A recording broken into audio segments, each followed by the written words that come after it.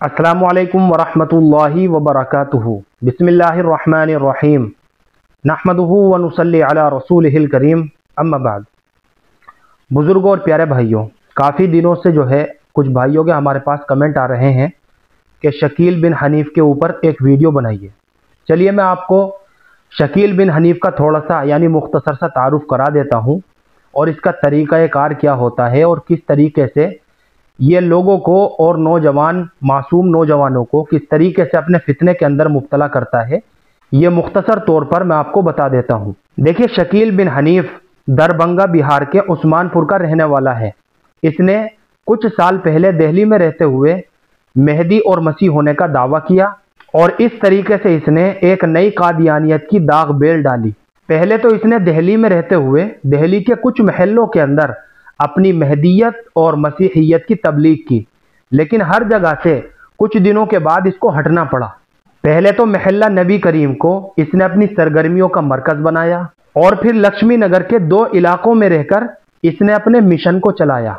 दिल्ली के अंदर रहते हुए इसने उन सीधे साधे नौजवानों को अपना निशाना बनाया जो दिल्ली के मुख्तलिफ तालीमी इदारों में तालीम हासिल करने के लिए आते थे। लेकिन जैसे ही कुछ लोगों को इसकी हरकतों के बारे में पता चला तो उन लोगों ने इसके खिलाफ एक्शन लेना शुरू कर दिया, जिसकी वजह से इसे अपना ठिकाना तब्दील करना पड़ा और बिल आखिर इसे दिल्ली से हटने का फैसला करना पड़ा। फिर इसने अपनी बूदोबाश महाराष्ट्र के जिला औरंगाबाद के अंदर इख्तियार कर ली और वहां पर किसी ने इसके लिए एक पूरा इलाका खरीद कर एक बस्ती बसा दी, जिसके अंदर वो और उसके कुछ मलऊन साथी रहते हैं। मुल्क के मुख्तलिफ हिस्सों में इस झूठे मेहदी और मसीह की दावत और तबलीग का सिलसिला बरसों से बहुत तेजी के साथ जारी है। जैसे दिल्ली, बिहार, महाराष्ट्र और आंध्र प्रदेश वगैरह इसके फितने में अच्छी खासी तादाद में लोग आ चुके हैं और अल्हम्दुलिल्लाह हर जगह से कुछ न कुछ लोगों ने इसके ताक़ुब की फिक्र करनी भी शुरू कर दी है।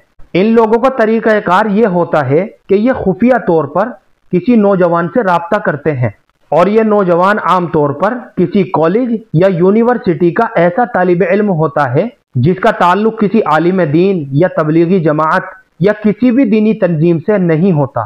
पहले तो ये उससे आम दीनी गुफ्तगू करते हैं और चूंकि इस फितने के तमाम दाई अपना हुलिया ऐसा बनाए फिरते हैं कि इनको देखकर हर शख्स यही महसूस करता है कि ये इत्तिबाए सुन्नत के कितने बड़े दीनदार है। मसलन लंबी दाढ़ी रखते हैं और लिबास में लंबे कुर्ते और ऊंची शलवार का एहतमाम करते हैं। इसके अलावा गुफ्तगू में बार बार अल्हम्दुलिल्लाह, सुबहान अल्लाह, माशाअल्लाह और इंशाअल्लाह और इन जैसे दीगर अल्फाज की कसरत रखते हैं। इसलिए सीधे साधे नौजवान अपनी लाइल्मी की वजह से इनसे बहुत मुतासिर हो जाते हैं और इनको बहुत बड़ा दीनदार समझने लगते हैं।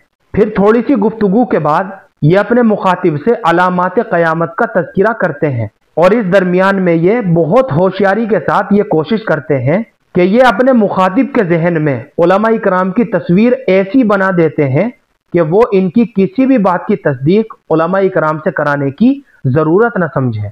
मसलन ये लोग अपनी दावत में ये कहते हैं कि इन उलमा इकराम को अलामात क़यामत के बारे में कुछ भी इल्म नहीं होता, इसलिए कि ज़माना तालिब इल्मी में इन्हें ये हदीसें पढ़ाई ही नहीं जाती। इन्हें तो बस हदीस की किताबों के चंद अबवाब पढ़ा दिए जाते हैं जिनका ताल्लुक नमाज रोज़ा जैसे मसाइल से होता है, ताकि ये किसी मस्जिद के इमाम या फिर मदरसे के मुदर्रिस ही बन सके। तो ऐसी ऐसी बातें इन सीधे साधे नौजवानों के जहनों में ये लोग डालते हैं और इनका जहन खराब करते हैं और इनका मुखातिब जो इनके दीनदार होने का तासुर रखता है, ये बातें सुनकर इनको दीन का ऐसा माहिर समझने लगता है कि जो उलमा से ज्यादा दीन को जानने वाला है। और अब इसका ये हाल होता है कि ये जो भी इसको बता दे ये उस पर यकीन कर लेता है। फिर उसके बाद ये लोग दज्जाल की आमद के बारे में बताते हैं कि दज्जाल की आमद हो चुकी है और ये लोग अमेरिका और फ्रांस को दज्जाल बताते हैं और कहते हैं कि रसूल अकरम सल्लल्लाहु अलैहि वसल्लम ने ये जो हदीस में बताया था कि दज्जाल की पेशानी पर काफिर लिखा हुआ होगा, इससे मुराद यही दोनों ममालिक है यानी अमेरिका और फ्रांस। फिर उसके बाद ये लोग कहते हैं कि दज्जाल के बाद इमाम मेहदी को भी आना था तो वो भी आ चुके हैं और अब निजात का बस यही एक जरिया है कि हम सब उनके हाथ पर बैत कर लें।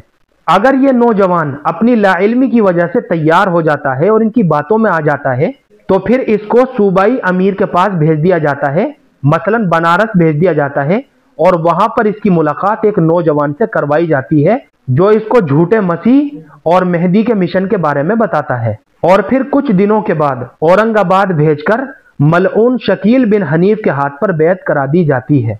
अल्लाह पाक हम सबकी हिफाजत फरमाए। तो मेरे प्यारे भाइयों, ये मैंने आपको बहुत मुख्तसर तौर पर बताया है कि किस तरीके से ये सीधी सादी आवाम और भोले भाले नौजवानों का जहन खराब करते हैं और उनको अपने फितने का निशाना बनाते हैं। इसलिए बुजुर्गों और प्यारे भाइयों, अपने घर के माहौल को दीनदार बनाओ, अपने बच्चों को अकीदा तौहीद और ख़त्म रिसालत की ठोस तालीम दो और अपना ताल्लुक उलमा इकराम के साथ मजबूत बनाएं। फिर इंशाअल्लाह शकील बिन हनीफ जैसे फितने हमारे ईमान का कुछ नहीं बिगाड़ सकते। अल्लाह पाक इस फितने से हम सबकी और पूरी उम्मत मुस्लिमा की हिफाजत फरमाए और आने वाले फितनों से भी अल्लाह पाक पूरी उम्मत मुहम्मदिया की हिफाजत फरमाए। फ़कत वल्लाहु आलम।